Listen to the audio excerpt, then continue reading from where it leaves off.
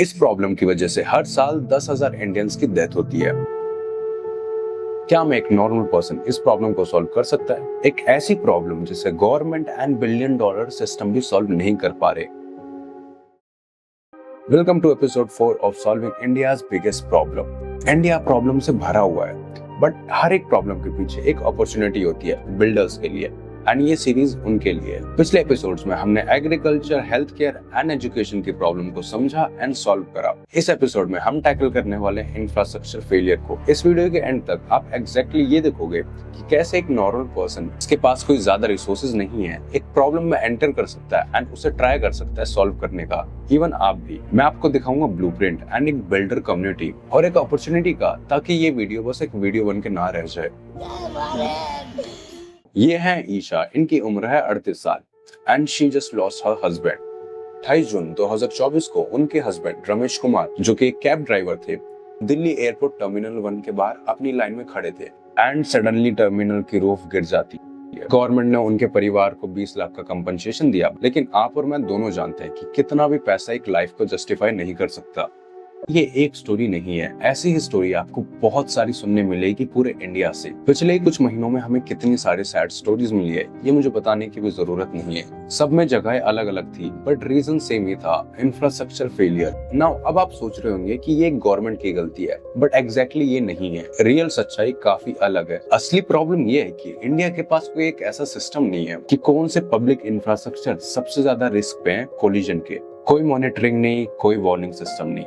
हमें पता तब चलता है जब स्ट्रक्चर ऑलरेडी गिर चुका होता है एंड तब तक काफी लेट हो चुका होता है। एंड इसमें स्पेसिफिकली किसी की गलती नहीं है, ये बस एक ब्रोकन सिस्टम है जहाँ पे हमें तब पता चलता है जब इंसिडेंट ऑलरेडी हो जाता है। जिस मोमेंट पे मैं ये वीडियो शूट कर रहा हूँ, मुझे जस्ट पता चल रहा है कि बिहार में एक पुल है जो कि पूर्णिया को भागलपुर से कनेक्ट करता है एंड उस पुल को मैंने पिछले कुछ सालों में काफी बार यूज करा है। वो कोलैप्स हो गया है राइट नाउ। टूट गया बिहार के आधे हिस्से से पूर्वी बिहार का संपर्क। हर साल 13,000 इंडियंस, मतलब एक दिन में 35 से 40 इंडियंस अपनी लाइफ खोते हैं पूरे इंडिया में, सिर्फ इसीलिए कि कोई मॉनिटरिंग सिस्टम नहीं है इंफ्रास्ट्रक्चर फेलियर के लिए। और अगर ये चलता रहा, अगले 10 सालों में 3 लाख से ज्यादा डेथ होगी because of this problem. And सबसे दर्दनाक चीज ये है कि अगला ब्रिज या फिर अगली बिल्डिंग या फिर अगला कौन सा ऐसा पब्लिक इंफ्रास्ट्रक्चर फेल होने वाला है, वो किसी को नहीं पता।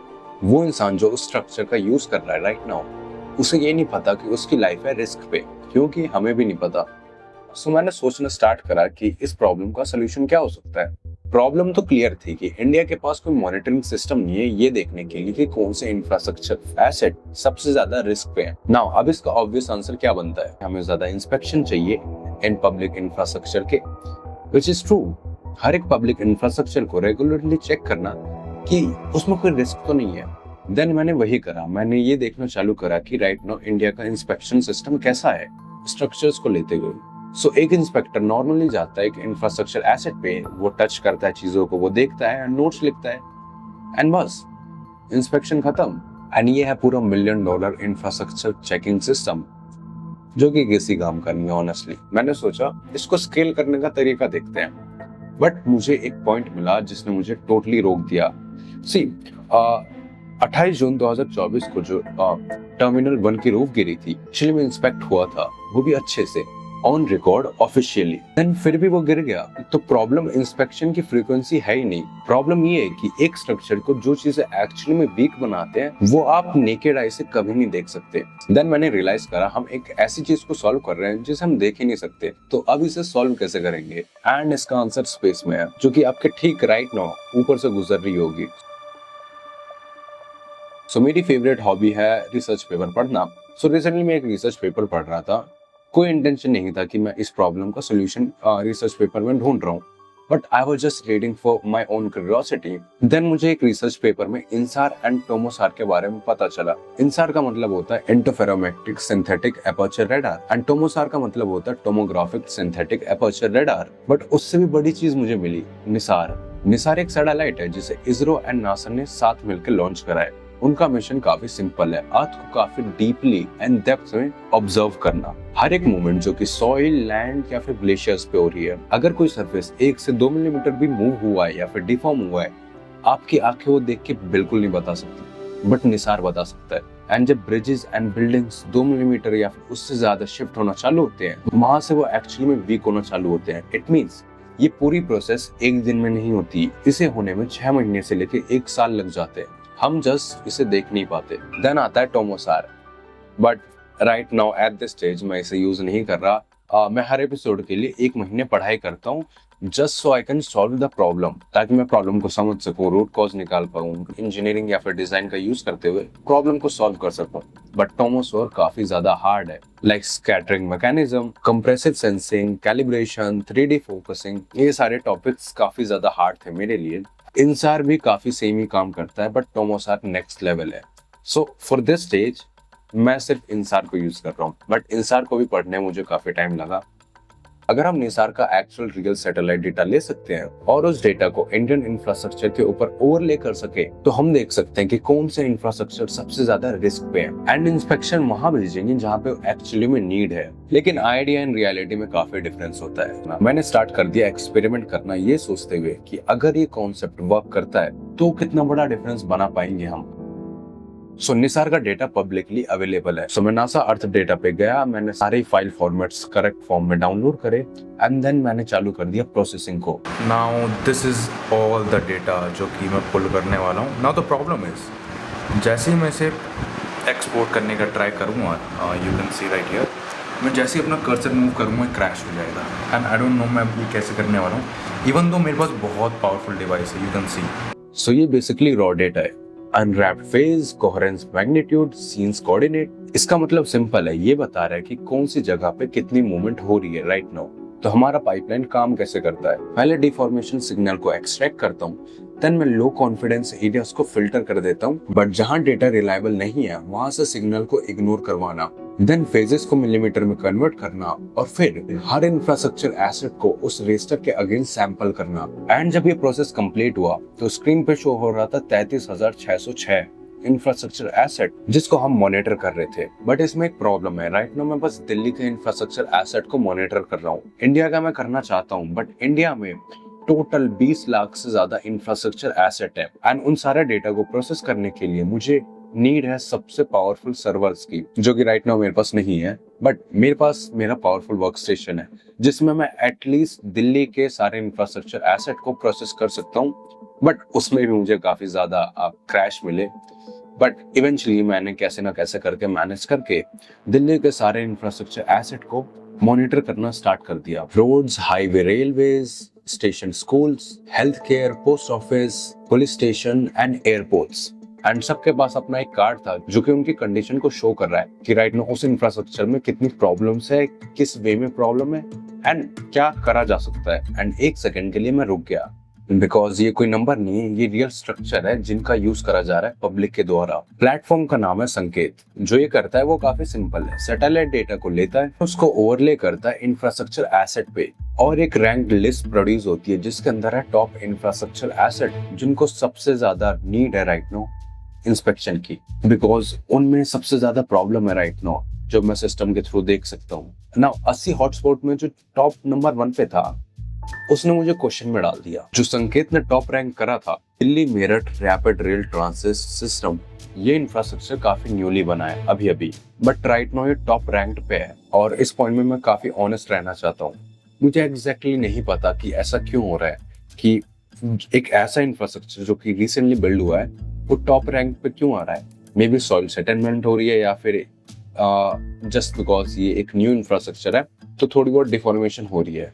लेकिन सिग्नल का मतलब क्या होता है कि इसको स्पेशल नीड्स है इंस्पेक्शन में। संकेत का काम ये है कि इस इंफ्रास्ट्रक्चर डेटा में ये चीजें जो कि इसे इम्पैक्ट कर सकती है, एंड ये एक बहुत बड़ा लेवरेज पॉइंट है। अभी इंडिया में कोई इसके बारे में नहीं जानता है, कोई इसका यूज आई थिंक नहीं कर रहा है कि कौन से ब्रिजेस पहले चेक करना है, कौन से रोड पहले चेक करना है, कौन से बिल्डिंग्स। संकेत कोई गेस नहीं कर रहा है, ये एक्चुअल डेटा पे डिसाइड कर रहा है कि कहाँ पे इंस्पेक्शन की सबसे ज्यादा नीड है। बट ये बिल्कुल परफेक्ट नहीं है। अभी हम जस्ट एक सीन यूज कर रहे हैं निसार का, एंड जस्ट हम दिल्ली एनसीआर को कवर कर रहे हैं। बहुत कुछ बिल्ड करना बचा है, time series monitoring, multiple scenes, weather data and on ground sensors. लेकिन जो इस पॉइंट पे है वो रियल डेटा है, ये कोई सैंपल डेटा या फिर कोई फेक डेटा नहीं है, दिस इज रियल। एंड एक रियल क्वेश्चन, अगर ये स्केल होता है तो अगर इंडिया के पूरे 19,16,255 यूनिट को अगर हम मॉनिटर कर पाए तो कितना बड़ा डिफरेंस बना पाएंगे हम। अगर ये रियल में एग्जिस्ट करेगा तो कितनी लाइव्स बचेगी, बट इसके बारे में अभी किसी को नहीं पता है। जिन लोगों की लाइफ ये एक्चुअली में सेव कर सकता है, बट इन रियलिटी कोई डिफरेंस आया ही नहीं। पीपल लाइक रमेश जिन्होंने अपनी लाइफ को खोया है एक इंफ्रास्ट्रक्चर एसेट फेलियर में, उनके परिवार को कंपनसेशन मिला एंड लाइफ आगे बढ़ रही है। एंड मैं प्रिटेंड नहीं कर रहा कि खोई हुई लाइफ ये ऐप ला सकता है। अगर ऐसा सिस्टम 5 साल पहले एग्जिस्ट करता तो मे बी कुछ चीजें अलग होती। अगर सैटेलाइट डेटा से ऑलरेडी पता चल जाता कि टर्मिनल 1 में डिफॉर्मेशन हो रहा है तो मे बी वो रूफ नहीं करती एंड लाइफ कुछ अलग होती। बट ये एक्चुअली में काम नहीं करेगा अनटिल एंड अनलेस मैं आपको ये बताऊं कि अगर हम इस पे एक्चुअली में काम करें अगले 5 साल तक, तो आगे चल के ये प्लेटफॉर्म क्या बन सकता है। इमेजिन करो एक ऐसा सिस्टम जो कि इंडिया के इंफ्रास्ट्रक्चर एसेट को कॉन्टिन्यूसली मॉनिटर कर रहा है। हर सैटेलाइट कॉन्स्टलेशन पास पे, हर ब्रिज, हर रेल कॉरिडोर, हर हॉस्पिटल, हर पाइपलाइन, एंड जब कोई भी स्ट्रक्चर का डिफॉर्मेशन हो हमें एग्जैक्टली पता चल जाए। इसमें काफी सारे हम न्यू टेक्नोलॉजी ऐड कर सकते हैं जो कि इस प्लेटफॉर्म, इस सिस्टम की वैल्यू काफी ज्यादा इंक्रीज कर देगी। जैसे टोमोसार यूज कर सकते हैं एंड कुछ ऐसे टेक्नोलॉजी जो राइट नाउ अफोर्डेबल नहीं है but they can be scale करा जाए तो। एंड वो करना ठीक भी नहीं है जस्ट प्रोटोटाइप पे। First we need to test कि हमारा आइडिया एक्चुअली में वर्क करता है कि नहीं। लेकिन अगर ये स्केल होता है तो इंडिया के सारे इंफ्रास्ट्रक्चर एसेट एक सिस्टम से कनेक्ट हो सकते हैं जहां पे उन्हें मॉनिटर करा जा सकता है कॉन्टिन्यूसली। एंड मे बी हमें कुछ स्टोरी सुनने नहीं मिलेगी जो हमें सुनने मिल सकती थी। और जब कोई स्ट्रक्चर डिफॉर्मेशन हो तो हमें ऑलरेडी 6 महीने पहले पता चल जाए ताकि अथॉरिटीज उन पे काम कर सके एंड वो दिन हमें ना देखना पड़े जो देखना पड़ सकता था। लेकिन ये तब होगा जब ये प्रॉब्लम सिर्फ मेरी एक लौती नहीं रहेगी, ये आपकी भी प्रॉब्लम बनेगी। एंड ये चीज तब होगी जब मैं एक लौता पर्सन नहीं हूँ जो कि इस आइडिया के बारे में केयर करता हूँ। I need more people. सो इसीलिए मैं गिव अवे कर रहा हूँ इस प्लेटफॉर्म का, इस ब्लूप्रिंट का, इस स्ट्रेटेजी का। Platform, code, data pipeline, scoring logic, architecture, सब कुछ एक ऐसे इंसान को जो इस आइडिया के बारे में एक्चुअली में केयर करता है। एंड वो पर्सन कौन होगा वो मैं डिसाइड करूंगा फॉर्म्स के बेसिस पे। सो लिंक है डिस्क्रिप्शन में फॉर्म की, you just have to fill it. And अगर मुझे आपकी स्टोरी या फिर आपके बारे में कुछ इंटरेस्टिंग लगा कि आप वो पर्सन हो सकते हो, मैं आपको रीच आउट करूंगा एंड मैं आपके साथ 1-to-1 सेशन करूंगा जहाँ पे मैं आपको एक स्ट्रेटेजी दूंगा इस सिस्टम को स्केल करने के लिए। बट अगर आप अभी कुछ बिल्ड नहीं कर सकते तो आपके लिए कुछ और है, एक बिल्डर कम्युनिटी, कि ये सारी प्रॉब्लम्स कैसे सॉल्व करी जाती है एंड कैसे स्केल करी जाती है। एंड यहाँ पे आपको बिहाइंड द सीन्स भी मिलेंगे उन प्रॉब्लम्स को जिनको मैं सॉल्व कर रहा हूँ, मैं कैसे सॉल्व करता हूँ, मेरी day to day life behind the scenes. Basically इस कम्युनिटी में बिल्डर्स होंगे, वो अपने रिसोर्सेज को शेयर करेंगे एंड उनके बारे में बात करेंगे। लिंक है डिस्क्रिप्शन में, जाओ एंड ज्वाइन करो। एंड सब्सक्राइब करना बिल्कुल मत भूलना, बिकॉज जो अपकमिंग वीडियोस आने वाली है वो काफी ज्यादा क्रेजी होने वाली है। इसी हफ्ते मैं एपिसोड 5 भी पब्लिश करने वाला हूँ एंड कुछ ऐसी वीडियोस आने वाली है जिसमें मैं AI स्टैंडर्ड्स को ब्रेक करने वाला हूँ जो राइट नाउ इंडस्ट्री में है। सो मेक श्योर कि आप उन वीडियो को ना भूलें। एंड ऐसा तभी होगा जब आप सब्सक्राइब कर देंगे एंड वीडियो शेयर करना उन लोगों के साथ जिनके साथ आप इस जर्नी में आगे बढ़ना चाहते हो। For this video, bye bye.